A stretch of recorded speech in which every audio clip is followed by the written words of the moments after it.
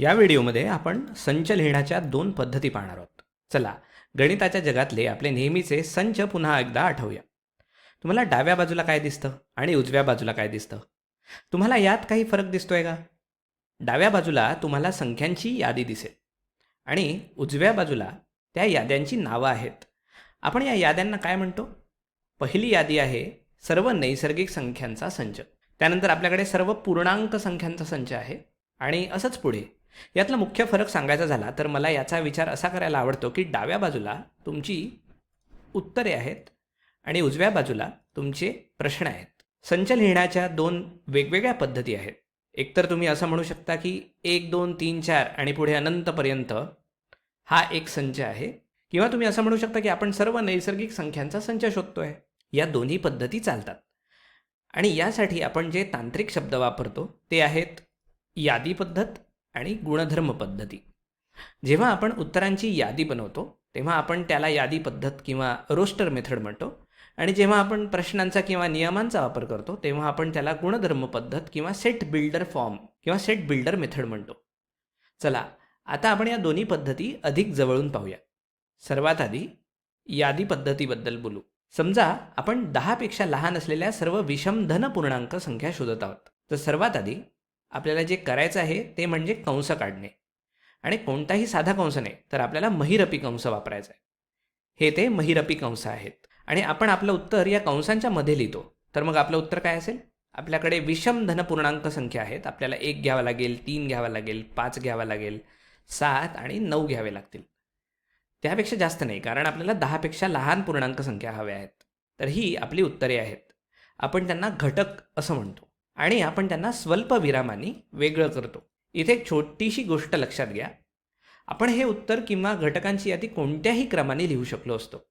मी इथे 1, इथे 3, इथे 5, मग 7 आणि मग 9 असं लिहू शकलो असतो, आणि तरीही ते बरोबरच असतं, कारण यात घटकांचा क्रम महत्त्वाचा नसतो. आपल्याला फक्त हे पाहायचं असतं की ते घटक त्या संचाचा भाग आहेत की नाहीत. त्यामुळे 5 1 3 9 7 हे या संचाचे घटक आहेत आणि 2 1 3 8 7 हे या संचाचे घटक नाहीत. आपल्याला फक्त एवढ्याशीच मतलब आहे. तसंच आपण सहसा घटक पुन्हा पुन्हा लिहित नाही. एखादा घटक संचाचा भाग आहे हे एकदा स्पष्ट केलं की पुरेसं असतं. आपल्याला ते पुन्हा लिहिण्याची गरज नसते. चला, आता थोडा सराव करूया. समजा आपल्याला इंग्रजी वर्णमालेतील स्वरांचा संच लिहायचा आहे. आपण ते कसे करणार? पुन्हा एकदा महिरपी कंस आणि मग कंसांच्या आत आपलं उत्तर. आपल्याकडे ए, ई, आय, ओ, यू आहेत आणि त्यांच्यामध्ये स्वल्पविराम. ही झाली यादी पद्धत. आपण अजून एक उदाहरण पाहूया. सर्व विषम नैसर्गिक संख्यांचा संच. पुन्हा एकदा महिरपी कंस आणि मग विषम नैसर्गिक संख्या ज्या 1 3 5 आणि पुढे अशाच आहेत. हे जे 3 बिंदू आहेत यांचा अर्थ ही यादी कधी संपत नाही. आता स्कूल या शब्दातील अक्षरं ते लिहू. तर सर्वात पहिले महिरपी कंस आणि मग आपण लिहिला एस, सी, ओ, एच आणि एल. इथे सुद्धा क्रम महत्त्वाचा नाही, त्यामुळे तुम्ही ओ आधी घेऊ शकता. आणि ओ आपल्याला एकदाच हवा आहे, कारण आपण पुन्हा पुन्हा तो घटक लिहित नाही. जरी स्कूल या शब्दामध्ये 2 वेळा ओ येत असेल तरी एकदाच ओ आपण दाखवून पूर्णपणे दर्शवू शकतो. ठीक आहे, आता याच्यात आपल्याला स्वल्पविराम द्यायचा आहे. तर यादी पद्धतीमध्ये अशा प्रकारे गोष्टी लिहिल्या जातात.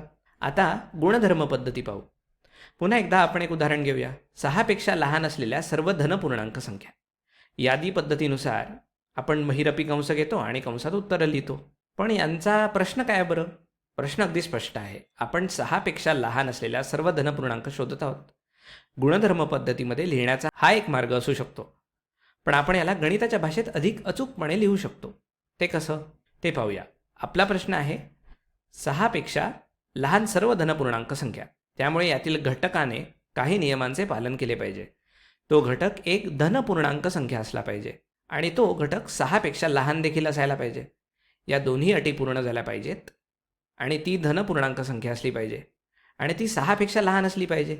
आणि आपण हे गणिताच्या भाषेत सांगत असल्यामुळे समजा तो घटक x आहे, तर तो घटक x असेल तर x हा सर्व धनपूर्णांक संख्यांच्या संचाचा घटक आहे आणि x हा 6 पेक्षा लहान आहे.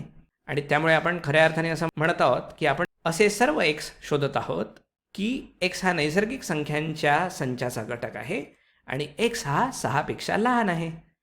हे जे चिन्ह आहे त्याला असा आहे की असं म्हणतात किंवा असे की असं म्हणू शकतो. तुम्ही त्याचं वाचन असं आहे की असं करू शकता. आणि आता तुम्ही या सर्व गोष्टी एकत्र करा. तुम्ही हे अशा प्रकारे लिहिता.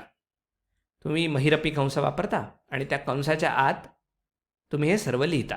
तुम्ही लिहिता एक्स असा आहे की एक्स हा नैसर्गिक संख्यांचा घटक आहे आणि एक्स हा 6पेक्षा लहान आहे. जर तुमच्याकडे एकापेक्षा जास्त नियम असतील तर तुम्ही स्वल्पविराम वापरता. तर हा तुमचा कंस आहे, हा तुमचा स्वल्पविराम आहे आणि हे आपलं असं आहे कीचं चिन्ह आहे. आणि यानंतर आपण ती अट लिहितो जी एक्सनी पूर्ण केली पाहिजे. गुणधर्म पद्धतीमध्ये तुम्ही अशा प्रकारे संच लिहिता. पुन्हा एकदा याचा विचार एक प्रश्न म्हणून करा.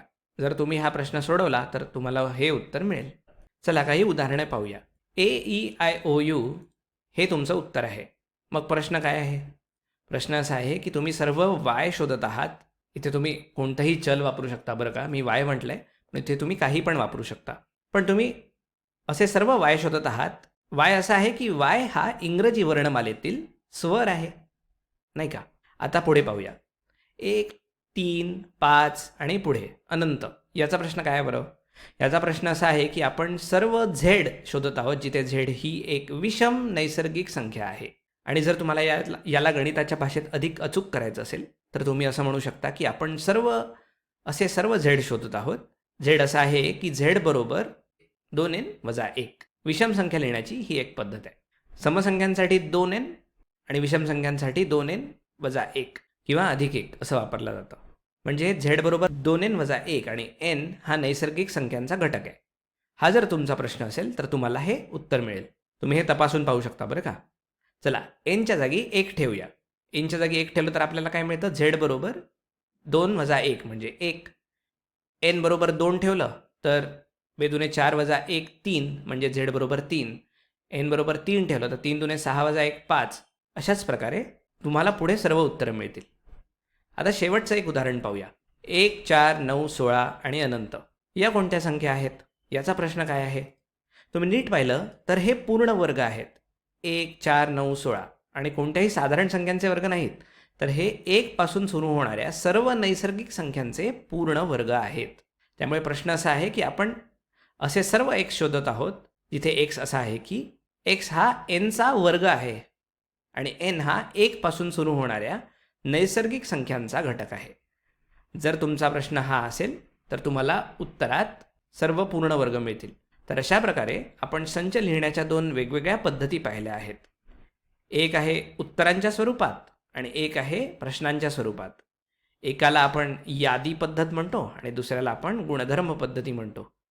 येणाऱ्या व्हिडिओजमध्ये आपण एका पद्धतीतून दुसऱ्या पद्धतीत रूपांतर करण्याचा अधिक सराव करूया.